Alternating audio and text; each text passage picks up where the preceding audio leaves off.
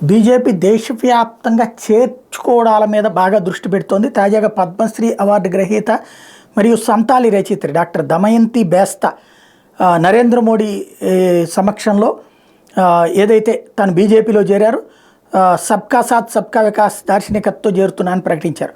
మరోవైపు 2009 మరియు 2014 BJD ticket మీద బెర్హంపూర్ లోక్సభ స్థానం నుండి ఎన్నికైన ఒరిస్సా ప్రముఖ సినీ నటుడు సిద్ధాంత్ మోహన్ పాత్ర బీజేపీలో చేరాడు. 2009లో బిజు జనతాదళ్లో చేరి 2009 15వ లోక్సభ ఎన్నికల్లో బెర్హంపూర్ నియోజకవర్గం ఎంపీగా పోటీ చేసి ఎన్నికల్లో గెలిచాడు. బెర్హంపూర్ నియోజకవర్గానికి పార్లమెంట్ సభ్యుడు కూడా. 2014 సార్వత్రిక ఎన్నికల్లో యూపీఏ ఎన్డీఎల్ నుంచి గట్టి పోటీ మధ్య దాదాపు 1,00,000 ఓట్ల తేడాతో రెండోసారి కూడా విజయం సాధించి నిలబెట్టుకున్నటువంటి ఆయన చేరాడు. అట్లాగే 6 సార్లు బిజు జనతాదళ్ ఎంపీ భర్తృహరి మహతాబ్ బీజేపీలో చేరాడు. ఇతను కటక్ నుంచి బరిలోకి దింపబోతున్నారు. ఇతను బీజేడీ ఆయన. ఒరిస్సా మాజీ ముఖ్యమంత్రి హరే కృష్ణ మహతాబ్ కుమారుడు. మహతాబు 67 ఏళ్ళు. కటక్ లోక్సభ స్థానాన్ని 1998 నుండి గెలుపొందుతూ వచ్చారు.